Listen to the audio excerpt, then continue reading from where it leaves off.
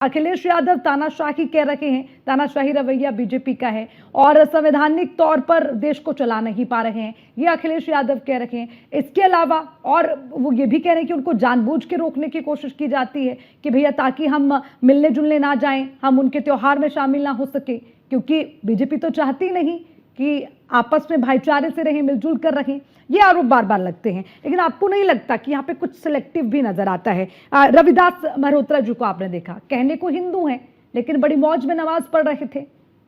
अखिलेश यादव अपने सनातनी होने का सर्टिफिकेट तो देते हैं, लेकिन अगर मंदिर की बात हो तो वो काम की नहीं लगती, मस्जिद की बात तो हो तो उनके लिए मुद्दा बन जाता है। जवाब दीजिए। देखिए अर्चना जी, थोड़ा सा समय दीजिएगा, बड़ा बिल्कुल बिल्कुल, बोलिए बोलिए। इस प्रश्न का उत्तर मिलेगा आपको। हाँ। पहली बात यह है कि जिस तरीके से आप देख रहे हैं कि आजादी के बाद इस देश का मुसलमान राजनीति का एक सब्जेक्ट बन के रह गया है, चाहे मैं इस पक्ष की बात करूं चाहे उस पक्ष की बात करूं। जिस तरीके से आपने देखा होगा कि कोई पक्ष जो है, यानी कि विपक्ष जो है, वो मुसलमानों के तुष्टीकरण की बात करता है और मुसलमानों को ये दिखाने की कोशिश करता है कि हम आपके बहुत बहुत सबसे बड़े हितचिंतक हम आपके हैं, और लेकिन दिया दिलाया कुछ नहीं। और वो इसलिए मैं कह रहा हूं क्योंकि आप देखेंगे जिस तरीके से आजादी के बाद में पिछले 75 वर्षों के बाद में मुझे ऐसा लगता है कि आज मुसलमान, जो आम मुसलमान है, वो चाहे शिक्षा में हो, चाहे स्वास्थ्य में हो, चाहे कुपोषण में हो, चाहे क्या आप अर्थव्यवस्था में हो, आप देखिए समाज के सबसे पिछले और सबसे निचले स्तर पे जा पहुंचा है। अब दूसरी तरफ आप देखेंगे तो अब जैसे पिछले कुछ वर्षों से एक ट्रेंड सा बन गया है कि मुसलमान को एक टेनिस बॉल की तरह इस्तेमाल किया जा रहा है। एक इधर से मार रहा है, दूसरा राजनीतिक दल उधर से मार रहा है, लेकिन स्कोर हो रहा है या तो इस राजनीतिक दल का या उस राजनीतिक दल का, केवल और केवल मुसलमान को तो चोट पड़ रही है। और इसके अंदर मुझे ऐसा लगता है कि मुसलमान समाज को स्वयं ये चीज देखनी पड़ेगी। और रही बात अखिलेश यादव जी की, तो देखिए अखिलेश यादव जी की तो जो समाजवादी पार्टी है, कहीं ना कहीं उसकी फाउंडेशन इसी आधार पर हो रखी है, और उनके कंधे पे तो एक बेताल की तरह उन्होंने इस मामले को लेकर के, समझ लीजिए, तो आपने विक्रम बेताल वाला मामला सुना होगा, कहानी सुनी होगी, उसी तरीके से ये जो जिसको कहते हैं मुस्लिम प्रेम का, उन्होंने अपने कंधे पे एक बेताल टांग रखा है। और दुविधा ये है कि अगर सही जवाब देंगे तो वो सिर के टुकड़े टुकड़े कर देगा, और अगर गलत जवाब देंगे तो वो उड़ करके चला जाएगा। तो वो उसको उड़ने भी नहीं देना चाह रहे, और जवाब हर बार वो उस परीक्षा के अंदर आके फंस जाते हैं। और रही बात, आपको ये चीज भी समझनी चाहिए कि आज भारतीय जनता पार्टी की बात करें तो इसके अंदर भी,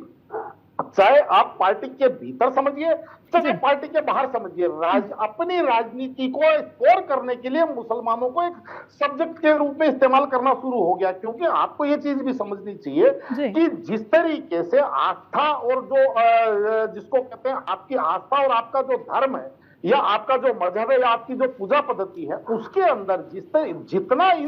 इन भावनाओं को दबाया जाता है, कहीं ना कहीं आप ये मान के चलिए स्प्रिंग की तरह ये उतना ही गति से दोबारा से ये बाउंस बैक करती है। तो ये चीज भी भारतीय जनता पार्टी और सरकार को समझना चाहिए कि अगर हम बात करें उत्तर प्रदेश की, तो मुझे एक बात बताइए, ईद राजस्थान में नहीं बनी,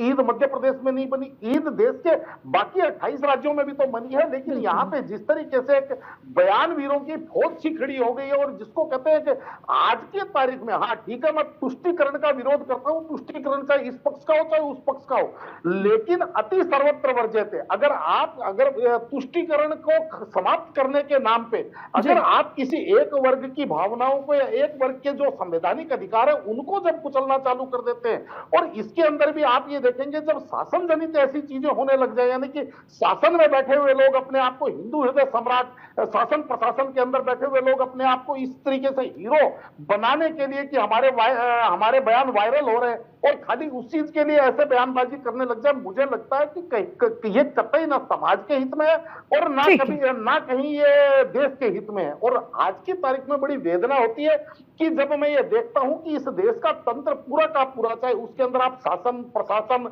कुछ हुड़दंगी लोग, चाहे वो इस पक्ष के हों चाहे उस पक्ष के हों, आज जिस तरीके से एक उन्माद की सी परिस्थिति आपको दिखाई दे रही होगी, और मुझे माफ कीजिएगा, मैं आपका और आपके चैनल के बारे में नहीं बोल रहा, लेकिन आज की तारीख में जो अधिकांश मीडिया है उसके अंदर भी आप देखेंगे 3 कैटेगरी हो रखी है। जो मीडिया प्रहरी होना चाहिए था वो मीडिया या तो दरबारी हो गया या व्यापारी हो गया, और उनको भी आज की तारीख में केवल ये हिंदू मुसलमान का जो सब्जेक्ट है वो सबसे ज्यादा पसंदीदा सब्जेक्ट नजर आ रहा है। जो जो समस्या है, जो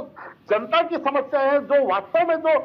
समाज के अंदर जो मीडिया का जो नहीं नहीं निरंजन पूजा जी, ये समस्या मीडिया की नहीं है, ये समस्या राजनीति की है। आप लोग क्या परोस रहे हैं, सबसे बड़ा सवाल ये है। या तो कुछ बड़ा करिए, या तो विपक्ष भी स्ट्रांग हो, सरकार भी उन मुद्दों को लेकर आए जिनको मीडिया दिखाएं। आप ऐसी ऐसी चीजों पर अगर रोक टोक हो जाए, सड़कों पर आने के लिए आप ऐलान कर दें, फिर आप ये कह दें हमें रोक दिया, अगर यही बातें आप करते रहेंगे, देश को चलाने वाले कौन है? राजनेता ही है ना।